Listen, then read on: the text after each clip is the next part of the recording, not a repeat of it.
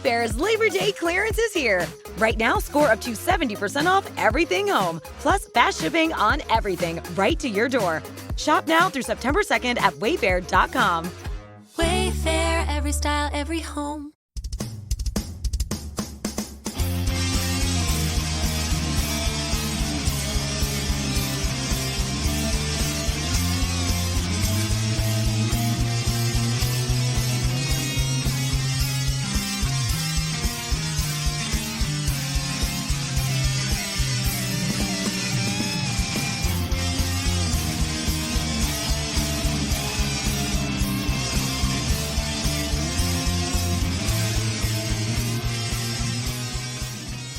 What is going on, everybody? It's Jason and Liz here, as we are every other week.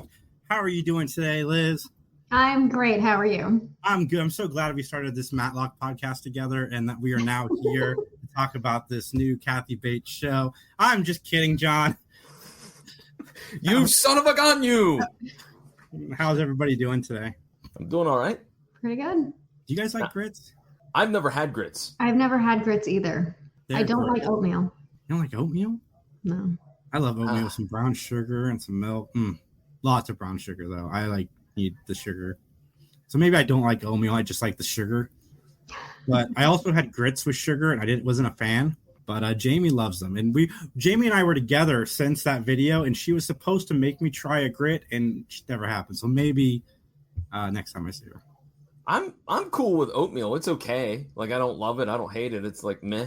Maybe because I don't put 5 metric tons of brown sugar in it like you, Jason. But yeah, I mean, what's up, Daniel? How you doing, buddy?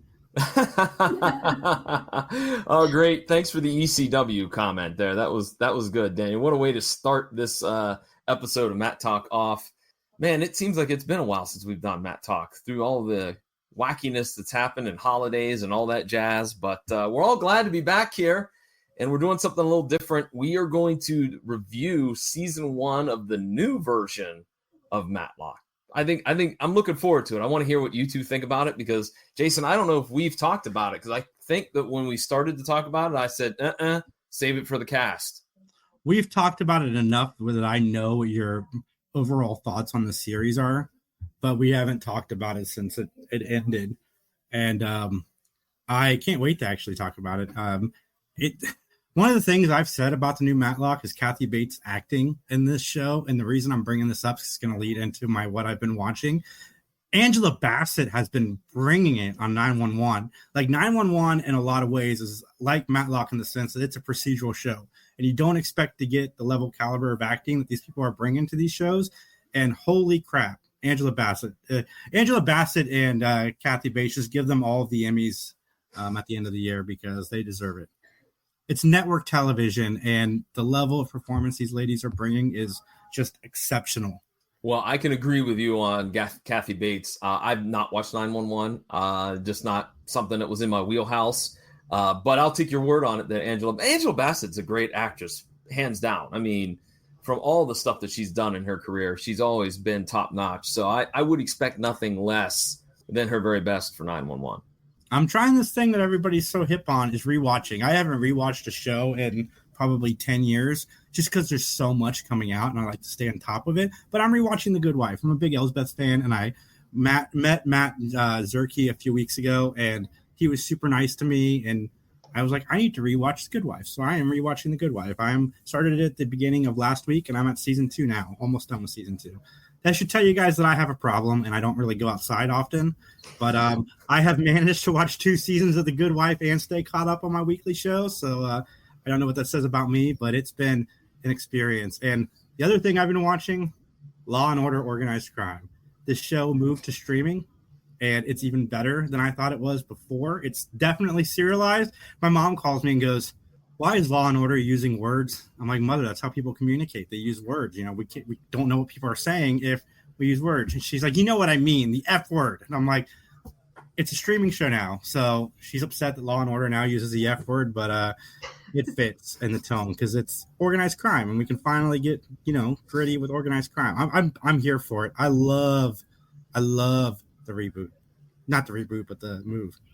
I was going to ask you if it was grittier. I really was, since it moved to streaming, but you've answered that question. I may have to watch an episode or two. I want to see Chris Maloney drop an F-bomb.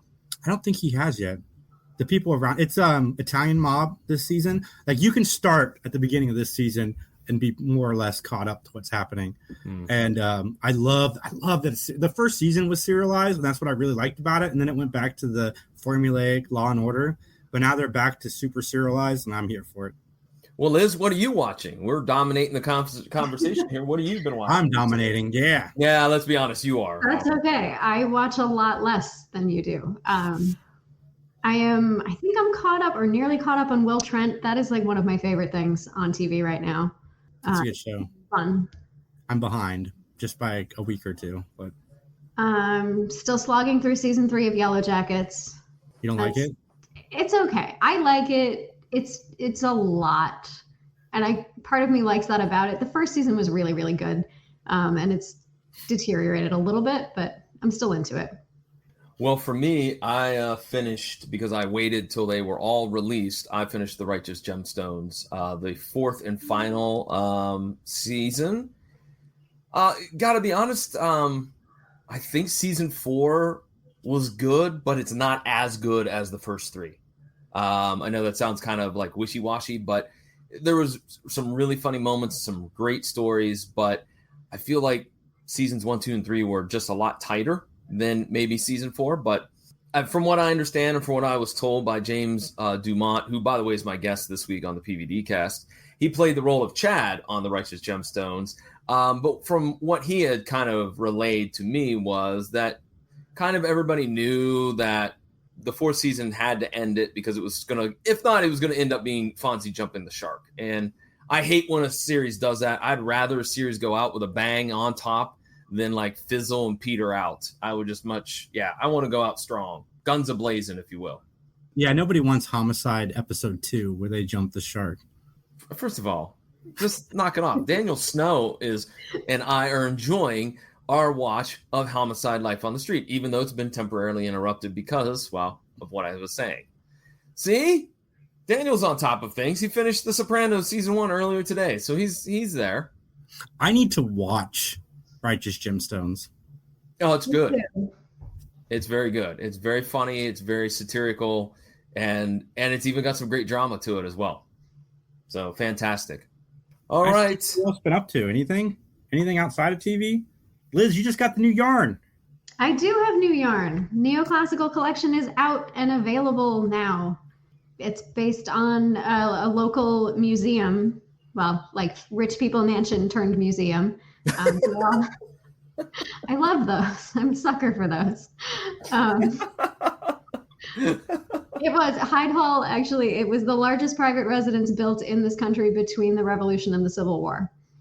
Okay, what was it called? It's called Hyde Hall. Is that got connections to Roosevelt? No, that's Hyde Park. That's okay. That's the one I was thinking of. Yeah. Okay. All right. So new yarn. Where can folks find out about this new yarn and get some if they want some? Find it on Instagram at Darksea Yarn or darkseayarn.com. And I will be at Central New York Fiber Festival in June, if anybody's localish. Cool. When you say that, when in June is it? In the beginning of June or the middle or the end? The first weekend, 7th and 8th, I think. Okay, cool. All right. People, if you're in the area, come on out and say hello to Liz. Yeah. Yeah, absolutely.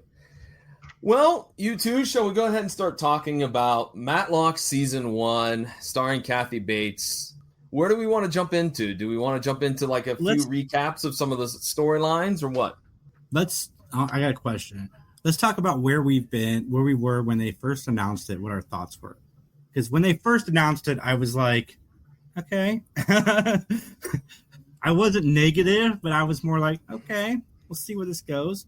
This is before Kathy Bates. I think this was before Kathy Bates was announced. He just said a new Matlock. Well, Jason, I was negative Nancy over here. I was like, I don't want to see this. This is going to be garbage. This is going to be terrible until the trailer dropped. And then I was like, okay, it kind of took my mindset and spun it around a little bit. And I was like, I think this might be okay. This might be good. And then after episode 1, that was it. I was like, I was wrong. the whole entire way. This is going to be a fantastic show. It's something I'm looking forward to. I wanted to see episode 2 so badly because of the way that episode 1 ended. So I'm happy to say negative Nancy, maybe a middle of the road, and then a positive Polly, if you will, when it came out and was airing. What about you, Liz? Yeah, I don't think I realized there was going to be a reboot until they announced Kathy Bates. So I was skeptical but willing to watch because she's great. Yeah, and then the pilot just came out swinging, and I loved it. And I'm really hard to surprise, but it managed to do it. So I was kind of hooked from there. Daniel, it is not a remake. It's its own show. It just, the reason the Matlock title is used is very an emotional part of the story, and one that I really, really like. Yeah, it's a reboot. They're using the name. That's it. Yeah. But it works so well because they don't shy away in those first couple of episodes. I mean, I forget what episode it was, where the ringtone was the actual theme of the old Matlock show. I'm liking that they're embracing that and they're using it. They're not shying away from it. I think just in one of the last episodes, I think Kathy Bates said something about Matlock. Love that show. I forget what episode it was, but just as I said, they're embracing it. That's the best way I can describe it. I like the new way that they do these kind of shows. One of my biggest critiques of the original Matlock is there's no continuity at all, and that drives me nuts. And one of the things I like about what they do with these procedural shows now is they introduce a little bit of the serialized format that we like from other shows that we watch. So, not only are you getting the case of the week, but somehow that case of the week ties into the overall plot and storyline that's happening throughout the course of the season. And usually when there's 22 episodes and they do something like that, it feels like they're stretching it out. With this, I felt like they did a really good job with that mystery and keeping us on the hook without getting annoyed. I agreed with that. I think that they were very smart in the way they structured this series. Yeah, I agree, because I like the case of the week also. Mm-hmm. Like I don't like the serialized format where you have to watch episode after episode to get any kind of resolution. And I've said for a long time, like the best thing about the original Matlock is that it's utterly and completely episodic. And the worst thing about it is that it's utterly and completely episodic. Because you get no character development, but you also get everything you need in that 45 minutes. So you can watch season 1 followed by season 9 and not miss anything.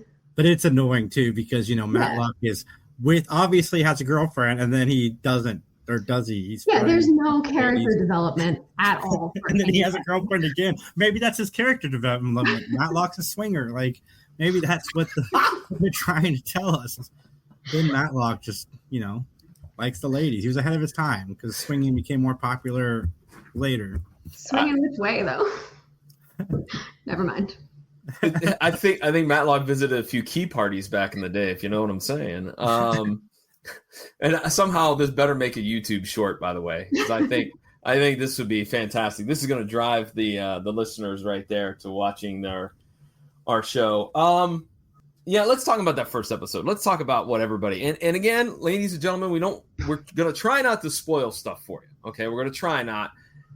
And I think this big reveal is really not. How do I want to phrase it? I think it's important, but yet I don't think it really ruins anything about the plot.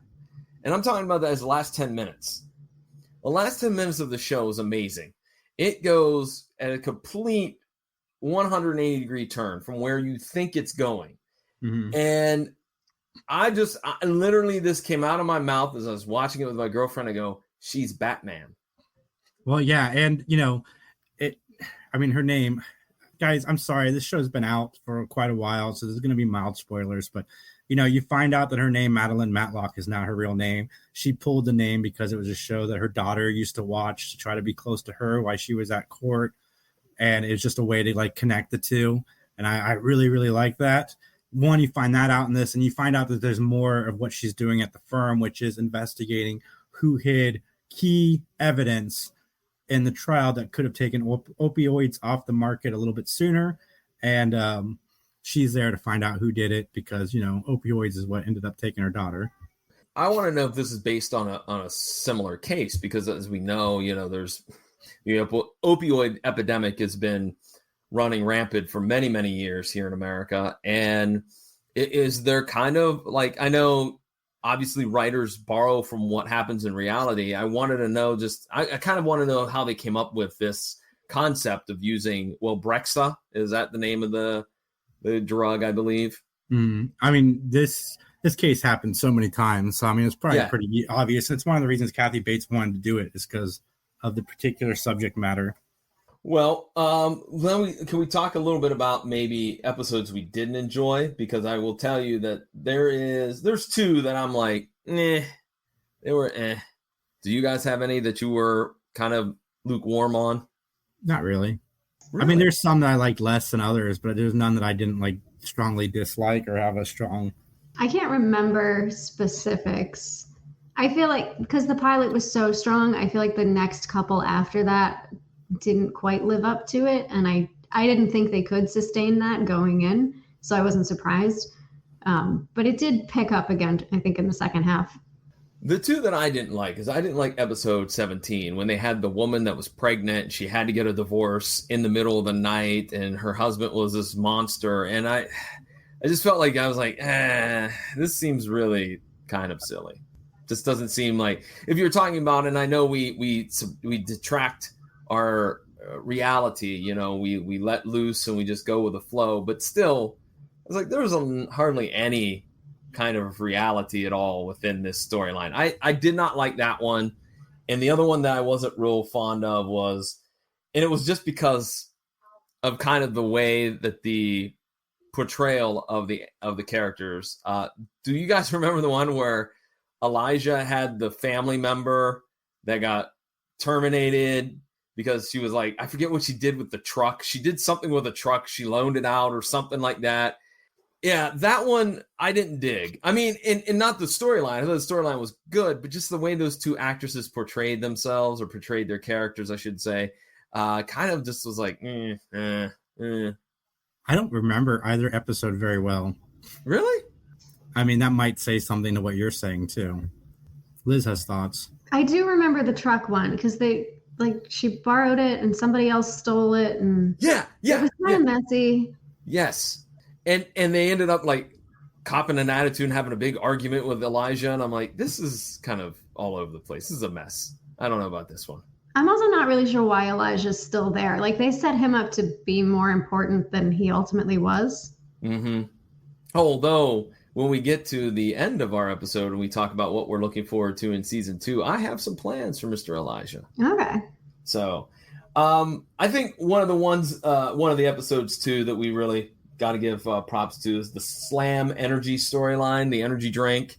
Of course, Danny Diet was a guest here on Mattalk, which we're still working out some of the edits for that since it was for those folks, real quick, I'm just going to sidebar here for a minute. For those folks that have never podcasted before, you always, every once in a while, will have that episode that's the nightmare episode that everything that could go wrong went wrong. And that episode was ours. Jason pretty much did it all by himself because my stupid system wouldn't stay up. It kept crashing and rebooting and all kinds of stuff. And I feel bad that was the situation. I mean, it's fine. It's just we haven't released it because it's an editing nightmare, but it will eventually get out. It will. Or if it gets to be September, we're like, screw it. We'll just scrap it and redo it with Danny. Call her up. Let's see what we can do. She probably would redo it with us. My favorite 2 episodes, besides the pilot, were the 2 with her. Yeah, I agree. I liked that storyline a lot. I thought it was really, really good. So Jason Ritter is my other standout in this season, especially in the finale. They did a really good job at making you kind of guess. I mean, towards the end of the season, it became pretty obvious that it was him. But they tried in that final episode to make you think maybe it wasn't. But ultimately, spoiler alert, we find out that it might be him. Yeah, Jason Ritter's been a strong actor in this series. I think he's done the angry, bitter type of character, especially early on with the divorce storyline that was going on with him and Olympia, to being a super sweet, caring father figure to his girls in some episodes as well. I think he definitely stands out as a great addition to this cast. And talk about character development. I think he's had the most development over the course of the season. And I have thoughts of where season 2 is going to go with him and what she's ultimately going to decide. But I hate to say this because Jason Ritter has come into his own, but he's got a lot of his father's charm and on-screen charisma that you definitely see. I mean, they are carbon copies of each other as far as looks go. Like, he looks just like his father. So, you know, he could have just walked off the set of Three's Company. Like, that's how much I think they look alike. I'm just going to say real quickly, Liz's cat just appeared in the background, and lo and behold, so did mine. My girlfriend's cat just appeared. Come on. As you are very famous with Liz because she saw your video of you not letting me out of the house that one day. So, anyway. Yeah, mine wants to go back outside. I think she just got let out the other door, actually. Oh, okay. Is yours an indoor-outdoor cat? She is, yeah. Okay. All right. This one's spoiled. She's indoor only. Come here. And she hates to be picked up, so you're not going to see her on camera because if I pick her up, she hates being picked up. So what were your thoughts going into the finale, Liz, and then ultimately with the finale? I really liked the first half of the finale, and then I was a little disappointed with the second half.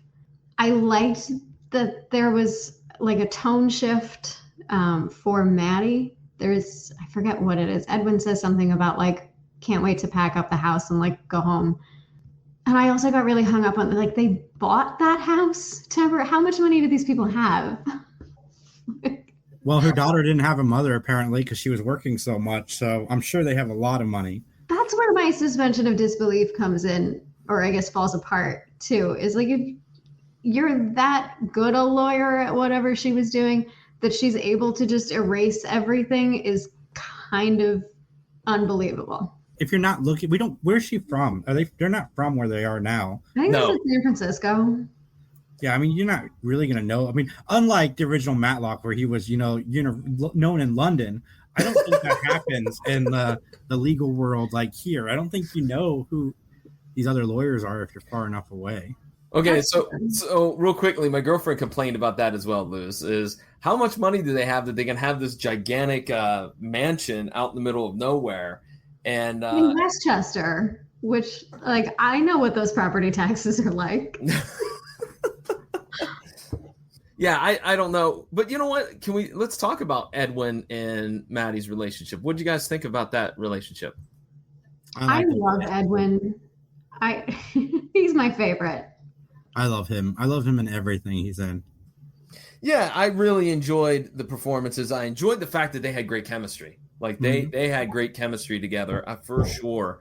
And I like that he was kind of the voice of reason many of the times, and even helped out like when he had to disguise his voice and make those phone calls and whatnot.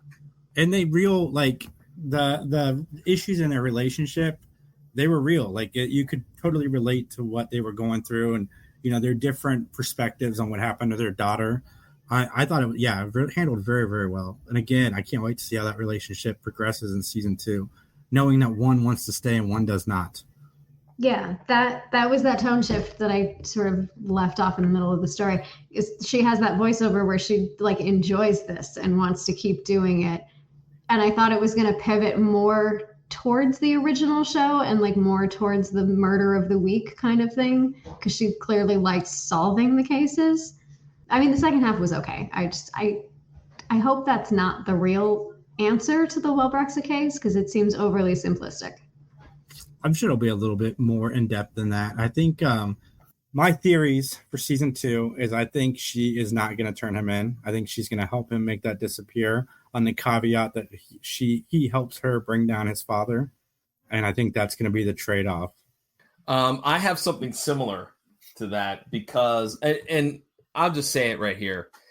I hate Senior. I hate the character Senior. I don't like Beau Bridges is not really doing the best work acting wise. I'm sorry. I think I'm not a fan. I'm not a fan at all. And it also bothers me that he wears stupid jeans and a flannel shirt all the time. I know that's nitpicking and that's being really particular, but yeah, it annoys me. Guys, when I want a Mattalk, I'm going to wear flannel shirt and jeans. You would just to make me aggravated. I think this is my idea. I think that Olympia gets released from Jacobson and Moore, and Sarah, Billy, Olympia, Maddie, and Elijah create their own little firm to take down Brexta. And I say that they're going to go after the firm, and Senior's going to be the fall guy. But before he faces any consequences, he dies of a heart attack. You just want to see him die on the show, John. That's dark. Hey, John. Hey, what can I say? Where does Junior go? Where does Junior go? You mean to heaven or hell, or what are you talking about? No, where does the son go? Does he stay like working for his father? Junior. Oh, okay. Julian is his name, not Junior. I'm stuck with names, man. I'm awful with names on shows. I'm sorry. Okay. Julian ends up, I would say in my little scenario here, that he ends up turning, just like you said, like Olivia or Maddie helps to turn him to the right side of the law and helps him bury Senior. Not literally, figuratively. Man, your hopes probably both. John's like, can I have a shovel? I'll help. Hey, man, I'm just bringing the darker edge to Matlock. You know, that's what Andy Griffith wanted. Remember, he wanted a darker, drunkard. That's He right. did. There He you go. did. I don't know if anybody ever saw the HBO Perry Mason. It was really good. I think that's kind of what he was going for with Matlock. Liz, how about you? I'm not sure where it's going to go.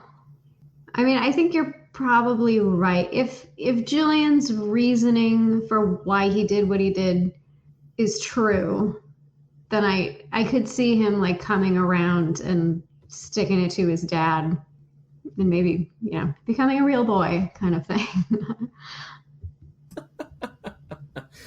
One character though we didn't, real quick before we wrap up, one character I want to get you guys' ideas about. What about Shay?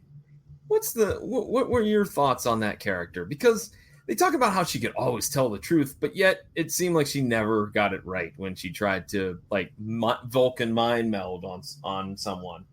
I'd like to see her used more like Elijah, or just get rid of her. Okay. That felt like another storyline that didn't really go anywhere. Mm-hmm. I concur. Okay. Also, what do we think of the kid? Now, the kid was my suspension of disbelief. Like, we've got this little Q living. Now, I love the kid. Don't get me, John, you gave me that look. Like, I love the kid. I love everything they had going on in their Batcave, and he was like the Alfred / Q. I get it, but that would never happen. Like, a 10-year-old is your whole wait a minute. No, he's a junior high kid because he goes to one of those dances like the. Okay, he's a middle schooler, but he's still like he's a 12. That level of AI. I mean, I guess maybe. Kylie, can you do that? AI. See, she has no idea. Yeah, could you make it so that your father actually sounds like he's from Australia, and that you would also be able to make sure that he has a stowaway apartment many blocks from your house? Yeah, she couldn't do that. No. Okay, never mind then. No, I kind of like, I don't hate the kid. He's fine. I hate the idea of the kid. Oh. I just, he makes them like waffle too much, because there was the one episode where it was all like, are we involving the kid too much? And they pulled back, and I just, like, you set me up for this calculating revenge story, and I want that. Don't pull the punch because there's a kid. Mm-hmm. You are involving the kid too much. I answered the question for you. Yeah. Well, we find out because of the way that season 1 ended, which I don't want to give it away, but we see that Alfie may have a little bit more of a storyline in season 2. I kind of like that element. I do too. I didn't love that either. Really? Yeah, I don't know. Did it just seem shoehorned in? Yeah, it did. We were joking, my husband and I, that he should like take the kid and just disappear, like the original show, half the cast just never seen again, and then maybe come back next season as a totally different kid and not explain that either. I think the kid should stay, but I think they should definitely simplify their cast a little bit. I do agree with that. But I give this season probably an overall 3.5 out of 5, close to a 4 out of 5 as a whole. But I'm curious where season 2 is going to go. Now that most of the big mystery was revealed, where do we go from here? Maybe Alfie's dad was more involved with their daughter's death than they thought. maybe that'll be part of the elements of the season. I'm going to give it 4 gavels as well. I think that it was a really strong series. I mean, I know folks are probably like, there was no gavel banging. Yeah, we're a little different this time on the format. So don't worry. In 2 weeks, we'll go back to our regularly scheduled wackiness. So, but I gave it 4 gavels. Liz, what say you? Yeah, I'm in the 3.5, 4 boat also. It's totally watchable. I like it a lot. I wish it had a few more teeth sometimes, but yeah, Liz wants us to kill some characters. Matlock, let's make it happen. Make them vanish. Let's get some murders. No, John wants you to kill off Beau Bridges. Yeah, look, it's fine. You can do that. That's fine. No, but it's strong. The cast is good. Kathy Bates is great. My favorite thing I think that she does, like early on, is as like a little hat tip toward the original show, is she moves like him. I never noticed that.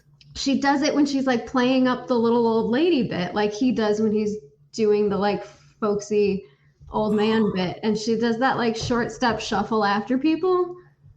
Okay. I like that a lot. I guarantee you it's not an accident either. I don't think it is. She's too good. I would like them to bring on, first off, there was an episode where Kathy Bates wore the Matlock suit in a dream. Her character was dreaming. I thought that was great. But I'd like them to see them bring on one of the original characters. Like bring on, not characters, actors. Bring on Daniel Roebuck as Daniel Roebuck and have him have like a tax problem. And he's there and they have to represent him. Because I think that would make for some good comedy. Or Nancy Stafford. Yeah. Yeah, that would work. Your name is Matlock? I was on a show called Matlock.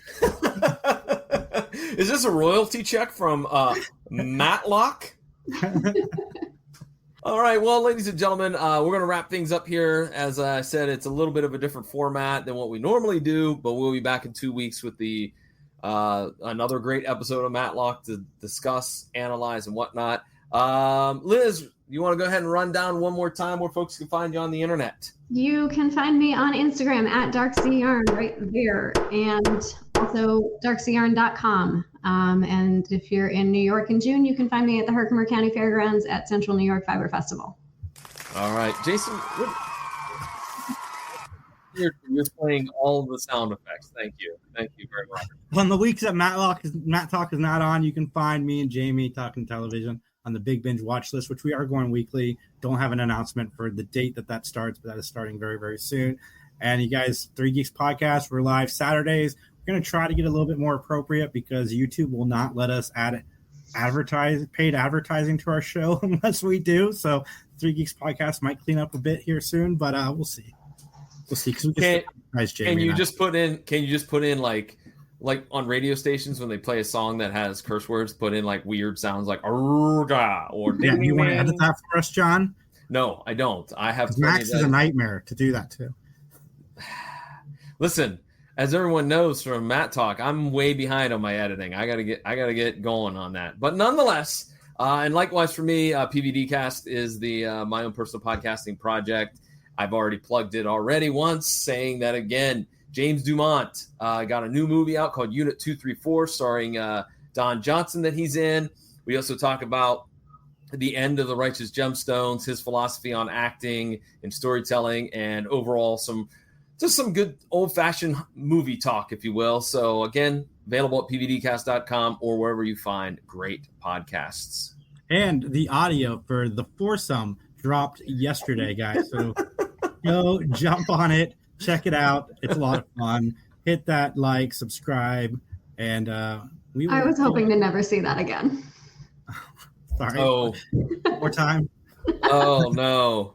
Liz all right, everybody. Scarred for life. Anyways, We'll see you soon. Bye.